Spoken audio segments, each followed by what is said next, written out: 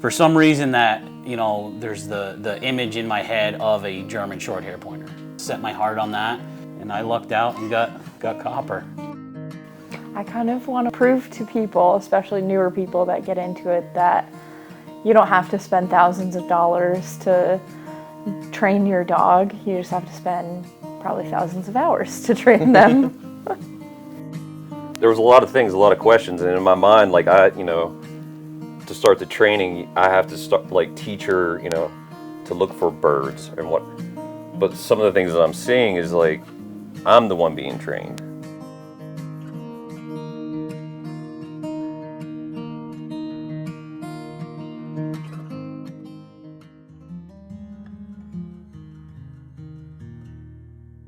Some of the challenges of raising him in the wintertime, or the pup in the wintertime, is I think it really cuts down on how much you can be outside. For one, he's with all these really, really cold days we've had, that really bad cold snap we had where, at nighttime we were hitting 20, 25 below zero. He can't be outside for that long. And when he did go outside to go to the bathroom, he wanted to turn. He didn't venture too far from the door, and it's just, you feel cooped up in the house, and he doesn't want to be cooped up. We don't want to be cooped up. I think those are the biggest challenges that I've had, is trying to do the training we need to do and get him to exercise and run some of his puppy energy out. Is really difficult. We found is difficult to do right now with the snow and the cold. Crate training, I think we lucked out on big time, because the breeder didn't, they didn't introduce him to a crate, which that's fine. So the first introduction he had to a crate was when we put him in it, when we got him in the truck, when we first bought him, and the first night was pretty rough. And then I think it was by the fourth or fifth night, he would cry when you first put him in, and then he wanted to wake up. I work nights, so Colleen was taking him out at 4 a.m. and then that was it. And now he sleeps all night. It's fantastic. Last night he went running in there, and I said, Copper, kennel. And he went tearing around the corner of the bed, ran in his kennel, laid down, I shut the door, and that was that. He still listens to me and loves being around me. It's just he has formed this bond with her now that I think is really cool.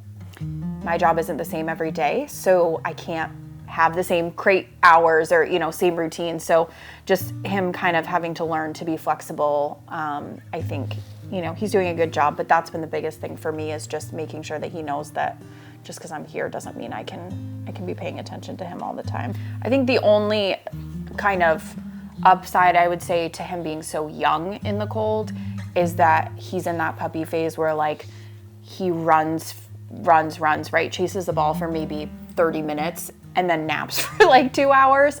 So I can only imagine, maybe if we did get him in the fall and he could have been outside and then got cooped up for the winter, I just feel like that probably would have been worse. But definitely, finding enough activities for him to do inside, or very short excursions outside to tire him out, has definitely been difficult. But I'm hopeful that, by the time we get to that point where he really needs to be running for an hour or longer, that it'll be kind of warm enough that he can spend some more time outside.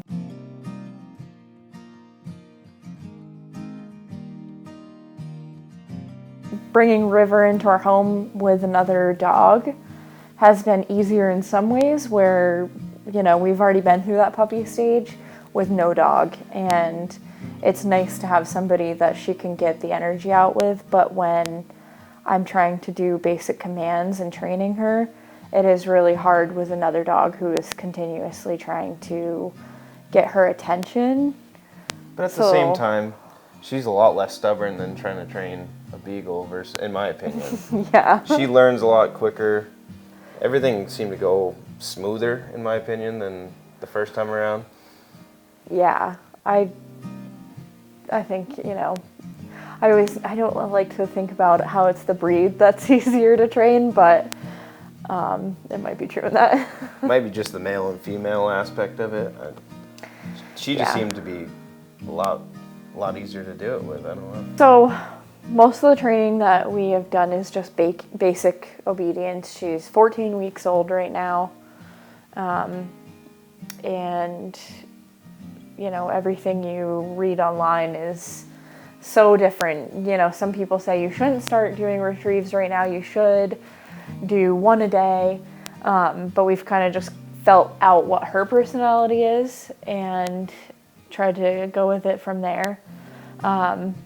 I try to train her one new thing a week, but she knows how to sit. She knows how to lay down, but she doesn't like doing it for some reason. So I think we need to go back to that one for a week. She knows place, she knows stay, and I recently tried to start teaching her heel. But, you know, the other thing we can go back about having another dog is that it's hard to teach her how to heel when we have a beagle that just wants to constantly go. So I realized we're probably doing a little bit too much going there. So I think we need to take a couple steps back, do lay down, and then start working with her by herself on a harness and do heel. I would say some interesting things that we're learning from her is that, you know, she seems to be a very emotional dog. She is extremely loving all the time. If you tell her she did something bad, she is so upset by it. Usually she goes over into the corner and puts her head up against the wall, and you have to, like, you know, give her a couple of minutes, come over and tell her that it's okay. Training Ranger, it was like he didn't phase him. Back to doing whatever, and eventually he'd stop. But he didn't. Wouldn't see that in him at all. Like feeling guilty or sad.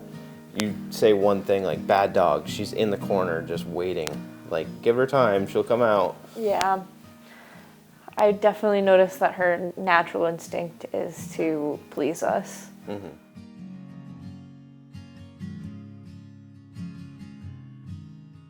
What I was looking for, I'm not sure if, you know, what in my mind is what I'm actually experiencing now.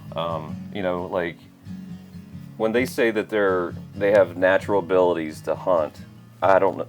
I had no idea what that even meant. Like, do they retrieve? Are they able to just naturally know how to work their way through the woods and hunt with you? She's taught me a lot, actually.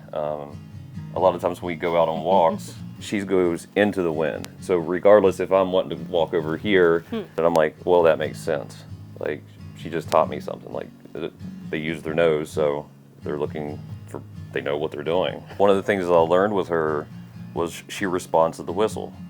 And just something that I started, like this double whistle, and she stops on a dime. And a few of the walks we go out on, she would totally respond in a way like I didn't expect. Like, I've never had a dog do what she would do. She would go out and she'd stop dead, she'd turn, and she'd look directly at me until I gave her some sort of, okay, come, or okay, go ahead.